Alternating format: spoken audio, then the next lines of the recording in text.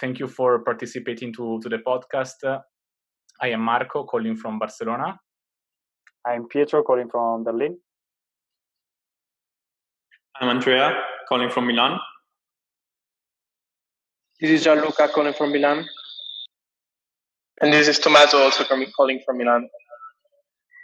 Okay, thank you. So, first of all, thank you for participating to this podcast. This podcast is basically wants to understand what are different ideas and basically are able to be projected in the future. So, thank you for participating. And so we have the pleasure to have Plug and Play. Plug and Play is one of the biggest accelerators worldwide. Indeed, it has accelerated just in 2019 1,500 startups, and between these startups, there is Dropbox, people, and 26 as well.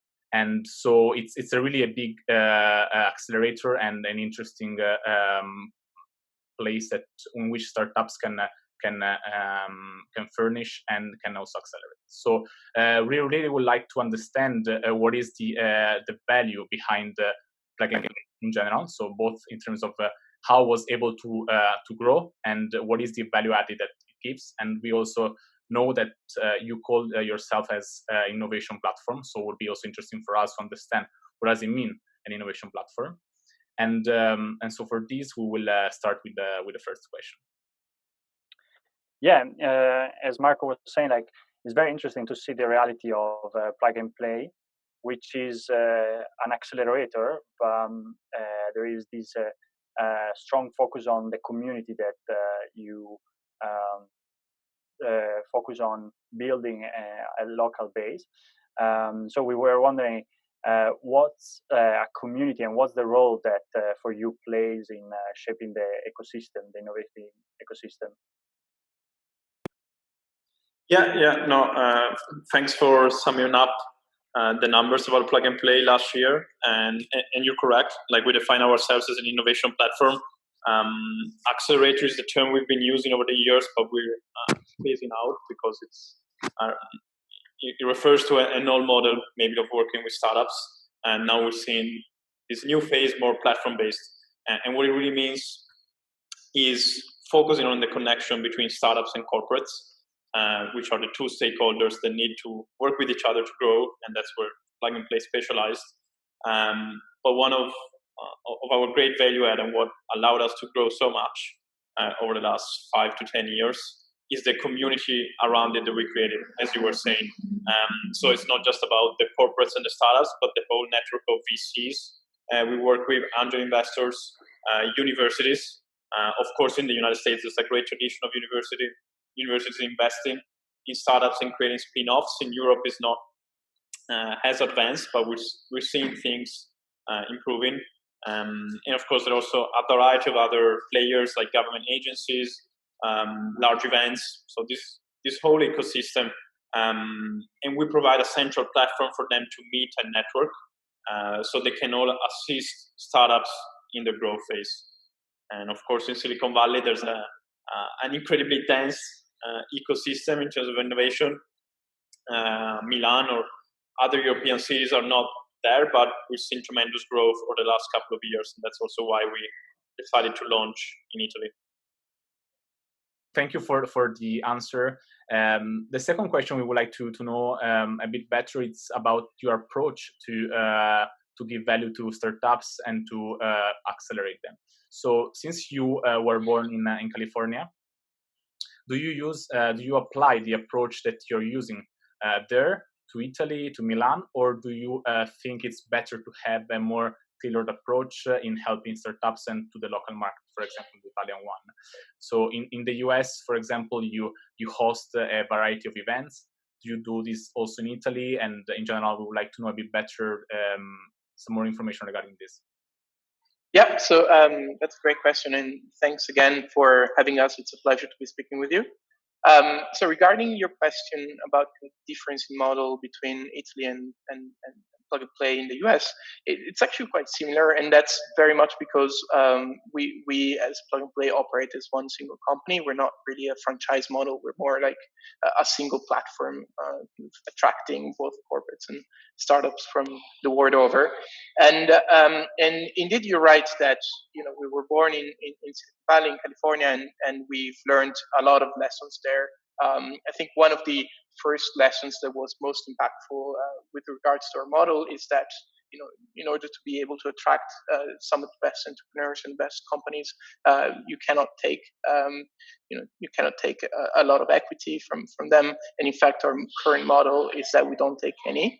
And that's very much the case here in Italy as well.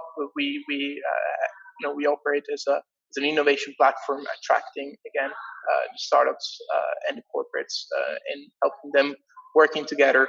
And so we have a very similar methodology in selecting startups, in kind of managing the interaction between the startups and the corporates. And actually, that's a great segue also to the next kind of element of your question, which is the events.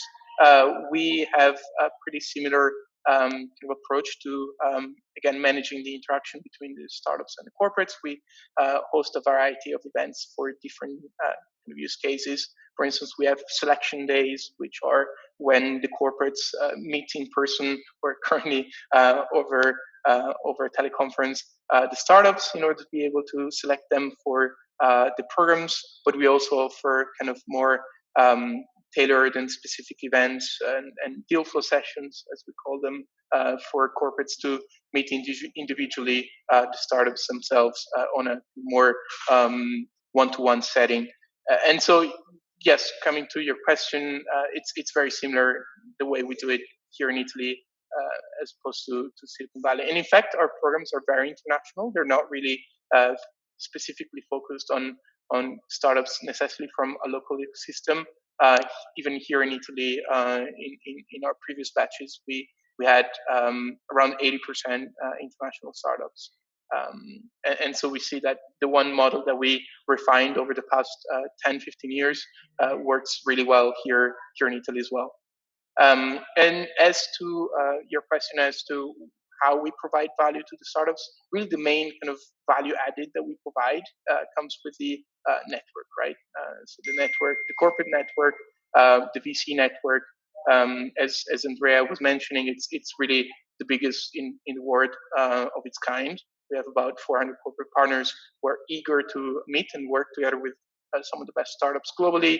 We also work with around 300 VCs exchanging deal flow opportunities. So we really can support startups in the business development, in their internationalization, as well as in their fundraising, and as well as mentorship. To be honest, we also work with several mentors, whether industry specific or just from the entrepreneurship community. Thank you, Tommaso. I think it was pretty interesting that you mentioned that 80% of the recent batch was international. I wonder, like now with the COVID situation, how did it impact your operation? Did it help somehow, or it just was a negative impact? I wouldn't say it was a negative impact. At first, we did see a bit of a dip in terms of startups' responsiveness. I guess they were overwhelmed with requests to participate in events and things like that. But eventually, we saw that given that, as we say, innovation never stops, right? And so even with a global pandemic, it's actually even in a sense logistically easier to talk to startups, whether in New Zealand or in Silicon Valley or the East Coast or wherever. And so we haven't really seen much of a slowdown in terms of activities. The one area where we did see a slowdown, at least on our part, was investments. As Andrea was mentioning, we're also a very active investor, and at the beginning of the COVID situation, we took things a little slower just because there was a lot of uncertainty in the market. But even that has resumed to kind of full speed. So yeah, I wouldn't say we've been impacted negatively in terms of how we run our operations. We still every day we talk to founders the world over, and events are, if anything, a bit easier to organize. And sorry, just also a quick question regarding related COVID. So events are really important for you, as I understood. And how did you cope with with the COVID? And did you change the model and the way in which you were doing events? I imagine, since it was not possible to do them in person. How did you cope with this situation? And did you see that at the end this kind of value to the events as well, possibly to reach the different type of audience, for example? Yeah, no, that's a great question. We actually have a really good anecdote about it. We were supposed to have a major event with around 30 startups coming from everywhere, literally everywhere in the world, whether from again the US, Silicon Valley, or Europe or Asia even, and that was supposed to be on the 27th of February, right? So right at the beginning of the COVID situation, and over the weekend, the prior weekend. So it was February 22nd, 23rd, we really realized that we were not going to be able to organize the event in person. And so we made at the time, it was a very tough kind of choice to organize the event kind of virtually, right? So over Zoom. Again, this was a tough choice because no one at Plug and Play, no one in the history of Plug and Play had ever held such a large event with everyone, having already booked their tickets and coming with literally dozens of startups coming. I think it was about 30. And just 3 days prior to the event, we switched it, right? We sent everyone a communication that we were going to organize it over Zoom. Some startups decided to come nevertheless in order to be able to meet the corporates, but most, of course, stuck to the online event, and we saw it was extremely effective, even though it was held remotely. Of course, as Andrea was mentioning at the beginning, we may miss a little bit of that kind of in-person feel, and that's why we never really organized virtual events previously. But even in the current circumstance, we realize that the connections are still very meaningful, and if anything, the amount of opportunities can only increase just because the logistics of organizing events or putting in touch Italian corporates and international startups, or vice versa, Italian startups and international corporates is a bit easier. Very interesting.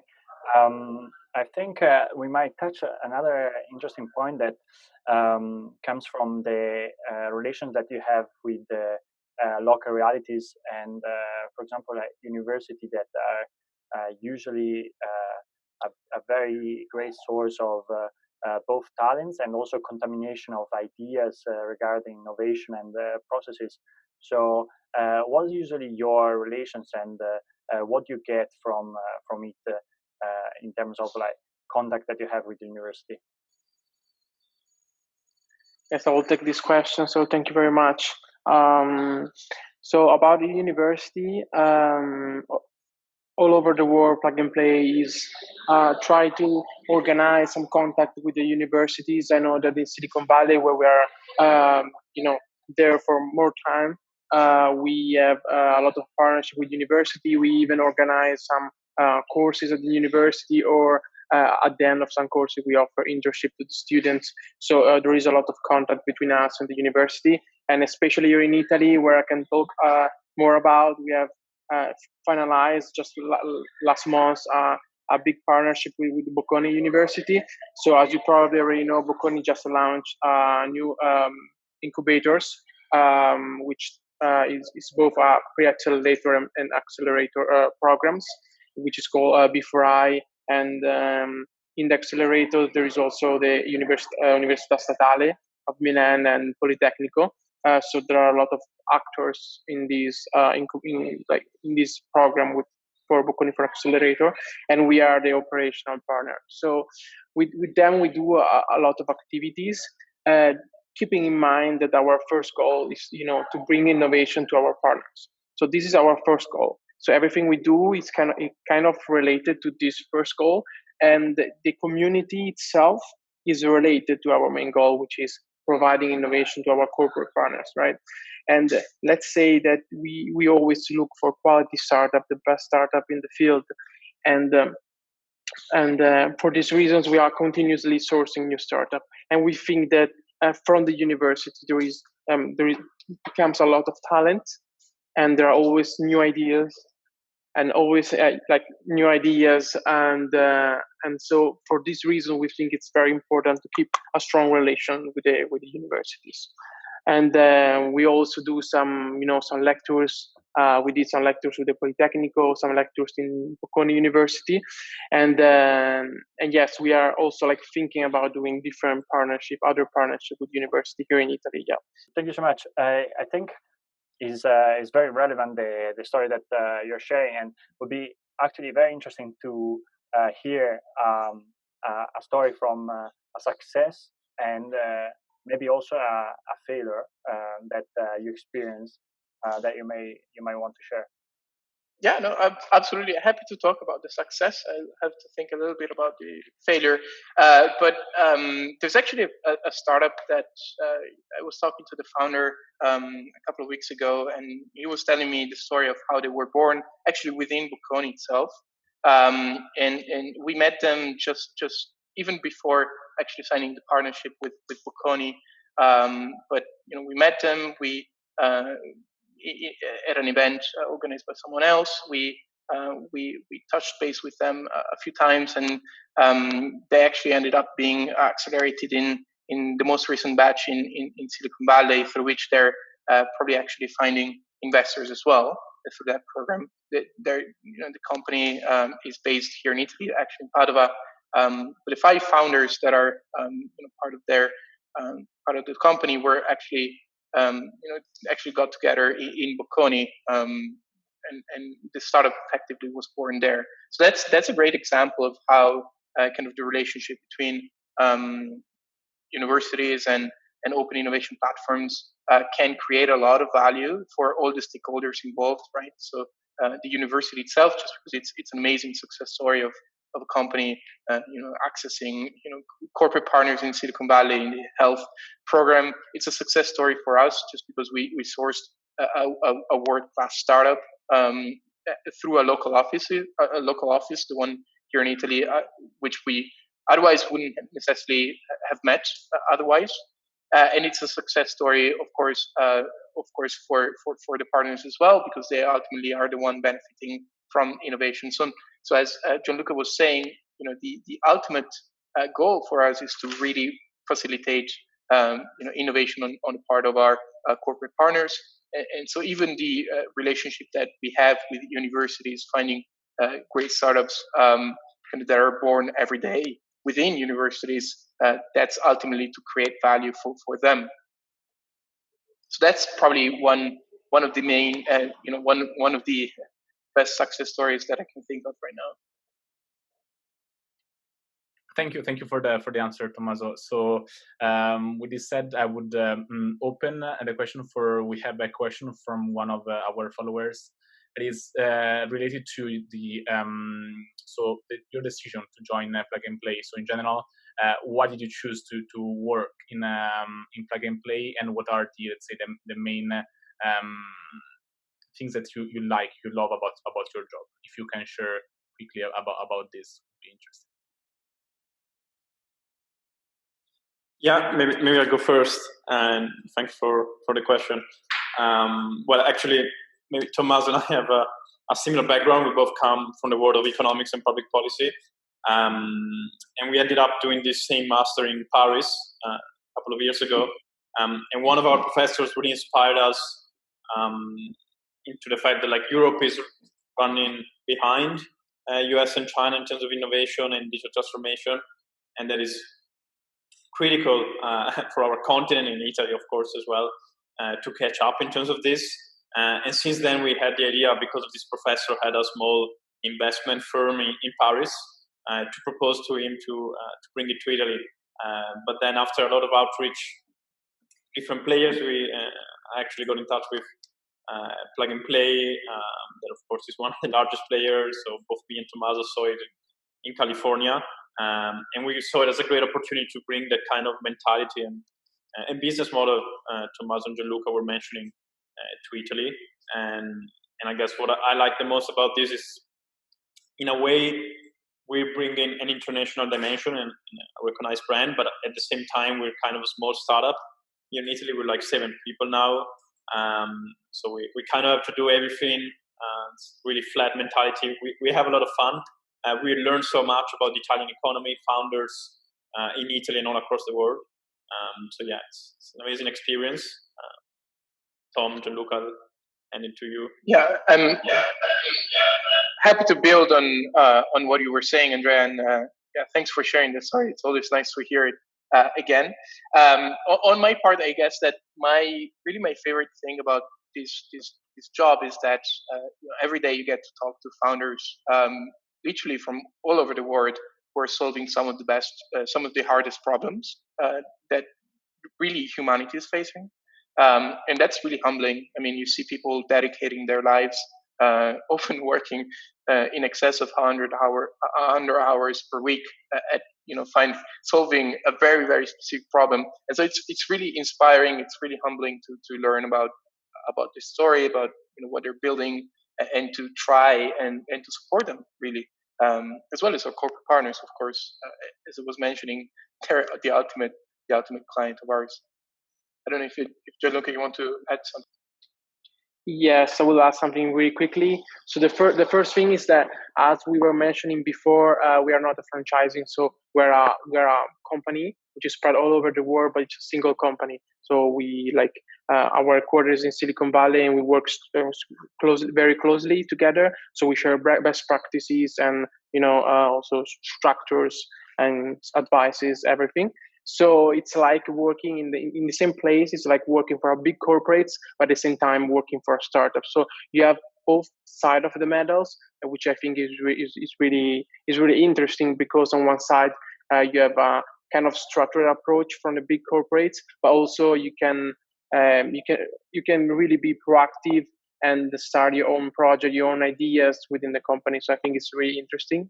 And the second point, I think that I decided to join Plug and Play because my passion is technology. And as Tommaso was saying, so we are very exposed to a different number of startups, new ideas, bright entrepreneurs, top-notch companies that are developing new technology, new ideas, new solution for existing problems, or also solving problems which are not yet there, right? So I think it's very fascinating to see all these ideas, all mentality, really forward-looking mentality every day here at work. Well, thank you for the answer of you three. It's really interesting and inspiring. So with this, I would like to wrap up this podcast. So we learned many things, but the three most important are the first related to the community. So how is important for an innovation platform as Plug and Play to do community and to do a network. And then we learned Plug and Play approach to help startups. So using the best practices coming from California. And then we learned how is important also the role of universities and also the interconnection with them to bring new ideas and new startups as well. We also learned as a conclusion point that Italy is actually seems to be quite mature as an ecosystem because Reality as Plug and Play decided to enter. We think that Italy is getting there, so it's getting mature. And so in general, as ideas need also an environment to flourish, Plug and Play it's really important for the Italian ecosystem to also to become better, to increase, to look forward, and so it's also fundamental Plug and Play to keep value and to make this potential of Italy concrete. So thank you for participating. Thank you all. Thank you. Thank you so much. Thank you very much. Appreciate your